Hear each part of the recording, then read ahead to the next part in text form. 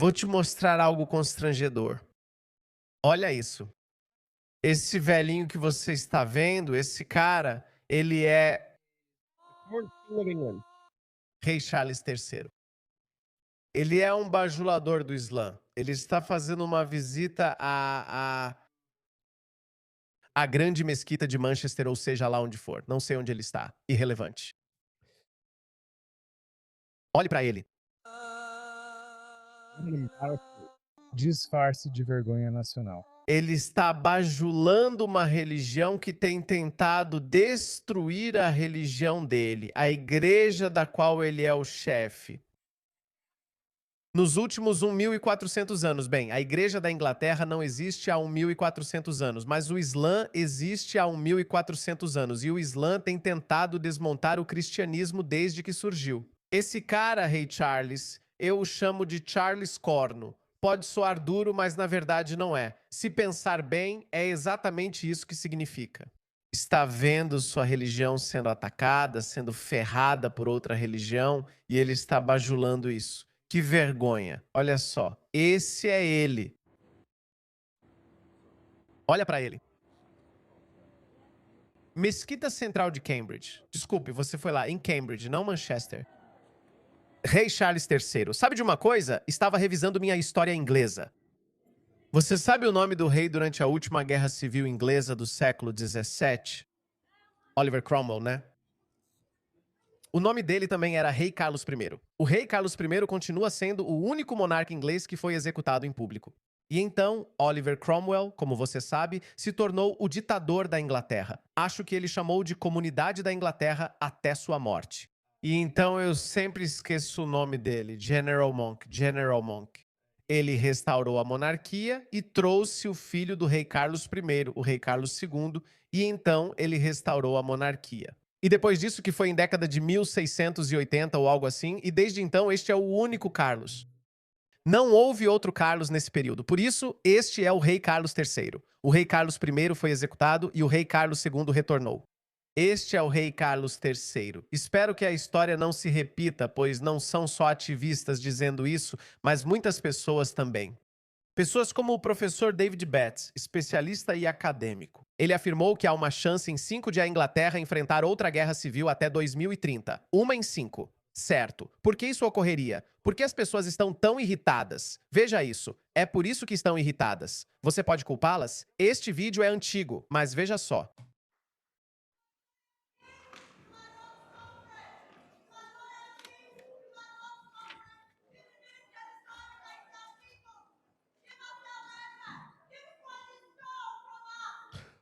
Não, Este é o nosso lunático. Eu esqueci o nome dela. Esta é a nossa lunática. Ela é uma lunática woke de esquerda. Sim, isso ocorreu quando ele veio para minha Austrália. Ele diz: esta não é sua terra, você não é nosso rei. Ela finge ser e deve ter cerca de 20% de sangue aborígene.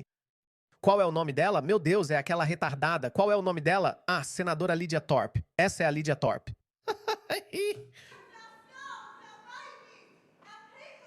Ela é senadora.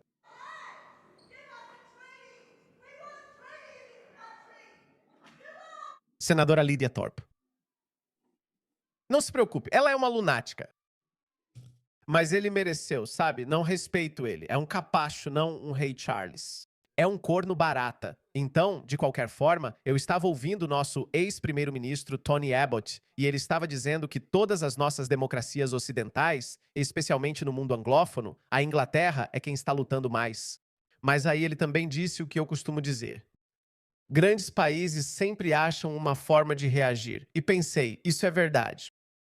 A Austrália não se tornou tão grande quanto é por acaso. É, claro, muitas coisas precisam acontecer a seu favor para que tudo dê certo. Isso também se aplica a pessoas brilhantes. Se certos eventos não tivessem ocorrido, talvez não fossem bem-sucedidos. Mas, no geral, ainda há muito sobre o caráter de um indivíduo que o torna bem-sucedido. E o mesmo vale para os países também. Meu país de nascimento, o Paquistão, é um país fracassado com cerca de 80 anos. Sim, tem cerca de 80 anos. E eu tenho 42 anos e eu cresci no Paquistão ouvindo que, sabe de uma coisa? Este é o ano em que o Paquistão vai finalmente se erguer e prosperar. Já se passaram 40 anos, como disse, e o país vai muito mal sem nenhuma esperança. Vai dar certo. Teria sorte se chegasse ao seu 100º aniversário. É um estado fracassado. Durante toda a sua existência tem sido um estado fracassado. Eu desejo tudo de bom para eles. Não desejo mal a eles. Boa sorte para vocês. Mas quando você olha para países bem-sucedidos como Austrália, Grã-Bretanha, Canadá ou Estados Unidos, o maior experimento de construção de nações, todos esses países passaram por muita coisa, mas ainda assim emergiram como vitoriosos. Isso revela muito sobre o caráter desses países. Estava pensando também na última Guerra Civil Inglesa, no século XVII. E eu pensei, sabe de uma coisa? Oliver Cromwell, ele se tornou um ditador. Sabe, o que ele deveria ter feito, ele deveria, quando derrubou o rei Carlos, porque ele era um representante do parlamento, e o rei Carlos I não queria abrir mão de nenhum poder. Então isso resultou em uma guerra civil, blá blá blá, e aí ele acabou sendo morto. Mas Oliver Cromwell deveria ter aberto mão do poder, mas não fez isso porque o poder é muito sedutor. Ele seduz as pessoas. Então, mesmo na história de grandes países, às vezes nós damos sorte. Por exemplo, com os Estados Unidos, nós definitivamente demos sorte. Acho que muitos historiadores concordam que se George Washington quisesse se tornar rei, ele teria se tornado rei, mas ele não quis. Ele fez algo que raramente as pessoas fazem, muito raramente. Olhe ao seu redor, até hoje. Vladimir Putin ele não quer abrir mão do poder. Ele sabe que se perder o poder, morre. As pessoas não abrem mão do poder, especialmente de forma voluntária. Oliver Cromwell não fez isso. Tivemos que esperar até ele morrer. Mas George Washington fez algo incrível. E isso aconteceu. E eu, sabe, tava ouvindo um historiador americano e ele estava dizendo isso. Se ele tivesse deixado ambiguidade na transferência pacífica de poder ou não fosse tão firme quanto a Constituição dos Estados Unidos, sobre a qual Thomas Jefferson escreveu, ou ele não apoiava esse documento, ou se ele não acreditasse na democracia, se ele tivesse deixado alguma ambiguidade, e se algo tivesse acontecido de forma diferente? A América talvez não tivesse se tornado o país que se tornou. Até hoje, a Revolução Americana continua sendo a única revolução bem-sucedida na história da humanidade. Todas as outras revoluções fracassaram. Então, sim, a América acabou se tornando um dos maiores países do mundo, mas ainda assim arriscamos aqui e ali, tivemos sorte. Agora, se você vier para a Austrália, os primeiros colonizadores australianos herdaram fortes valores britânicos em relação à democracia. Você sabia que o primeiro jornal da Austrália, The Australian, foi o primeiro jornal independente do mundo ocidental? Desculpe, eu não sei sobre a América, mas na Austrália tivemos nosso primeiro jornal independente antes mesmo da Inglaterra. Era completamente independente, herdamos alguns bons valores da Grã-Bretanha e deixamos de lado outros valores. Enfim, estou me desviando do assunto. Meu ponto principal sim, grandes países têm grande caráter. E esse caráter muitas vezes é colocado à prova. E é por isso que acredito que todas as nossas democracias ocidentais estão passando por uma prova de fogo neste momento. Temos pessoas como o corno do Charles, que é completamente ignorante em relação à história. Quero dizer, se alguém te diz que você está com câncer terminal, assim como falamos para essas pessoas que a Grã-Bretanha precisa acordar de vez. Essas pessoas que você bajula não são suas amigas. Eles querem te derrubar. Então, com certeza, há 20 anos, o rei Charles já era considerado uma relíquia do passado. Então, talvez ele, tenha crescido nos anos 70, 80 e 90. Então, ele cresceu de forma diferente. Ele tinha valores diferentes. O mundo era muito diferente naquela época. Mas você não acha que toda a sua civilização está em risco? Você não acha que talvez devesse buscar uma segunda opinião? Talvez todas essas pessoas, esses islamofóbicos que te alertam sobre os perigos do Islã, independentemente do que você acreditou até agora, de que somos todos um povo e todas as culturas são iguais e somos todos iguais. Todos sangramos igual, blá blá blá. Foi nisso que você acreditou por muito tempo. Mas agora, cada vez mais pessoas estão tentando te alertar sobre os perigos que o islamismo impõe. O futuro de todo o seu país está em jogo. Você tem um país com uma história de 2000 anos, tudo isso está em jogo. Talvez você devesse buscar outra opinião. Talvez, sabe?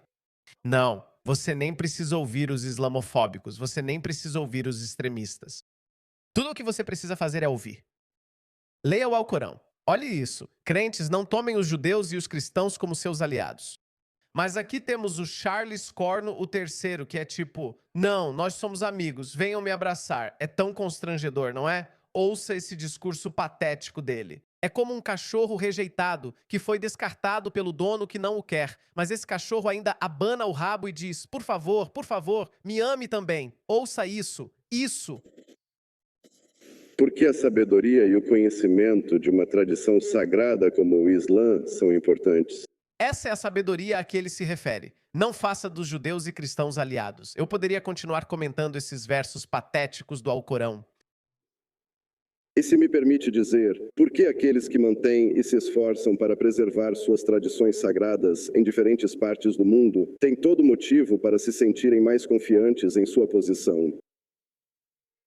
O mundo islâmico é o guardião de um dos maiores tesouros de sabedoria acumulada e conhecimento espiritual disponíveis para a humanidade. É tanto a nobre herança do Islã quanto um presente inestimável para o resto do mundo. E, no entanto, muitas vezes, essa sabedoria está agora obscurecida pelo impulso dominante em direção ao materialismo ocidental. A ideia de que, para ser moderno, é necessário imitar o Ocidente. Para combater essa tendência, fiz o que pude com minha escola de artes tradicionais para cultivar e apoiar habilidades artesanais tradicionais e sagradas, especialmente as do Islã, porque elas mantêm viva uma perspectiva da qual precisamos muito, mesmo que a moda passageira as considere irrelevantes. Como disse, feito um cachorro rejeitado, ouça esses muçulmanos e veja o que pensam sobre o Islã. Eu li o Alcorão para você, mas se quiser mais esclarecimentos ou explicações sobre isso, ouça esses muçulmanos. É da nossa religião que devemos odiá-los por amor a Alá. Amamos o que Alá ama e, ao contrário disso, odiamos o que Alá odeia. Vamos ser diretos. Nós não nos amamos, não estamos na mesma sintonia, não somos amigos. Isso faz sentido? Nós somos inimigos. Muito simples. Sem integração, multiculturalismo, diversidade ou tolerância. Tenho minha religião, você a sua. Você tem democracia, nós temos Sharia. Você tem convívio livre entre homens e mulheres, nós temos Nikah. Seu próprio esquema de trapaça no mercado, seus próprios cartões de crédito. Nós sabemos que temos nosso próprio sistema econômico, temos nossa própria política externa, temos nossa própria religião. O que posso dizer, pessoal? O que posso dizer? Estamos sendo governados e comandados por covardes e traidores. Eles se venderam. E, novamente, o que torna tudo ainda mais trágico é o fato de que ele é o chefe da Igreja da Inglaterra. A Igreja da Inglaterra, que o Islã, não fanáticos muçulmanos, nem este ou aquele muçulmano, o Islã como instituição, como ideia, como conceito, como ideologia, odeia e quer desmontá-la. Isso não é traição? Não é apenas traição contra o seu país, mas também é traição contra a sua fé. Como eu disse, ele é o chefe da Igreja da Inglaterra. E é por isso que o Papa também não serve para nada. Então, não estou desejando nada a ninguém. Ok, só estou dizendo que o público percebe o que está acontecendo. O público pode ver o que ele está fazendo e o público pode ver o que seus líderes estão fazendo e eles estão empurrando o público para um ponto de ruptura. Eu não sei quando esse ponto de ruptura vai chegar, mas quando esse ponto de ruptura chegar, eles vão esquecer quem é o rei Charles, quem é o seu primeiro-ministro, quem está no governo. Eles não vão se importar. E eu não estou, isso não é um desejo meu. Eu só estou simplesmente te dizendo que isso já aconteceu na história várias e várias vezes. Sempre que a elite dominante ignora completamente as massas, quando elas param de ouvi-las, quando atacam seu modo de vida, sua cultura, sua tradição, sua religião, tudo, quando vão atrás disso e tentam desmontar, porque todos eles são fabianos por algum motivo, querem criar um mundo global uniforme. Boa sorte tentando convencer os muçulmanos disso. Os muçulmanos não abrirão mão do Islã ou de seu modo de vida islâmico. Boa sorte com isso. Não sei em que mundo esses idiotas vivem. Eles também vão lutar pelo modo de vida deles, pois a humanidade sempre agiu assim. São apenas esses poucos ideólogos dogmáticos. Eles acham que podem domar o mundo. De novo, eles vêm domando os ocidentais. Eles vêm domando o homem branco, porque o homem branco era o mais civilizado de todos eles. É por isso que era mais fácil mantê-los contidos. Mas por quanto tempo, hein? Por quanto tempo? Sabe, eu li em algum lugar alguém dizendo que para derrotar os bárbaros você tem que se tornar um bárbaro. Eu não. Bem, é isso que aconteceu ao longo da história humana. Não estou dizendo que é isso que deveria acontecer, mas é isso que aconteceu ao longo da história humana. Só uma pessoa ignorante da história negaria isso. Então essas pessoas podem continuar antagonizando os nativos. Eles podem continuar fazendo os ocidentais duvidarem da própria realidade. Esteja você na Austrália, no Reino Unido, no Canadá, nos Estados Unidos, na França ou na Alemanha. Todas as nossas democracias ocidentais têm passado por essa transição involuntária. Ninguém concordou, mas como tinham hipotecas e contas a pagar, ficaram calados. Isso não vai durar para sempre. Não vai acontecer. Esqueça, eles estão encurralando as pessoas. E quando as pessoas não têm mais nada, aí elas saem e lutam pelo que acreditam ou pelo que acham que realmente é delas, pelo que acreditam que vale a pena defender, vale a pena lutar. Boa sorte. Boa sorte. Continue com esse servilismo, mas o público britânico não vai se acovardar por você.